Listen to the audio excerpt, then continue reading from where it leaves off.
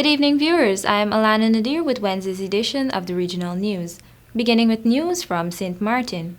St. Martin's Minister of Public Health, Social Development and Labor, Omar Otli, has announced that, in accordance with his COVID-19 phased approach for nightlife, business hours will be scaled back to 1 a.m.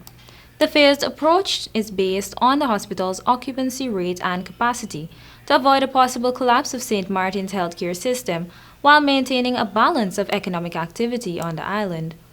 As of January 4th, according to the St. Martin's COVID-19 dashboard, the island has 828 active cases. The ministerial regulation goes into effect on January 5th, 2022, with the understanding that all nightlife establishments must be closed by 1 a.m. on January 6th. Now news from St. Lucia. Police have charged a 53-year-old man with murdering his mother, whose body was found at her home at Blackstone in Jamel, a small village south of the island, on December 31st last year. A police statement said that on the arrival at the house, the unresponsive body of a female with visible marks of violence had been discovered, and that a post-mortem examination later revealed that Florence Augustine died as a result of strangulation. The son of the deceased, Lenny Augustine, a 53-year-old construction worker and a resident of Jamel, has been formally arrested and charged for causing her death.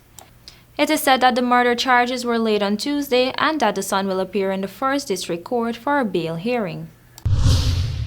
Here is news from the Twin Islands of Trinidad and Tobago.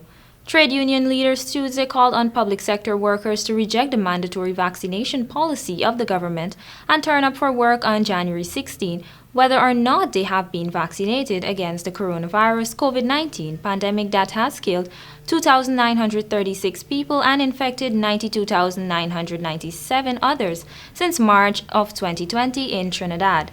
Speaking at a news conference outside the office of the Attorney General, President of the Joint Trade Union Movement, JTUM, Ansel Roget, told reporters that all public sector workers should report for duty on January 17, regardless of their vaccination status.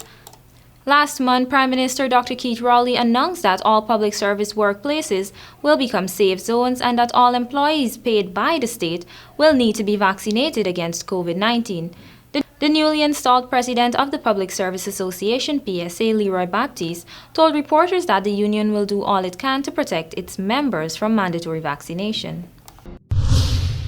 And finally, in Barbados, a law lecturer at the University of the West Indies, UWI, is raising the possibility of legal action being taken should persons who test positive for the coronavirus COVID-19 pandemic in Barbados not be able to cast a ballot in the January 19 general elections.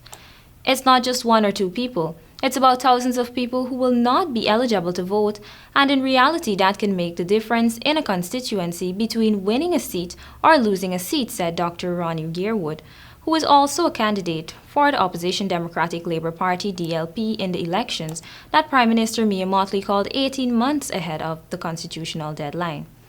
And that concludes Wednesday's edition of the Regional News. I am ALANA NADIR. Thank you for joining.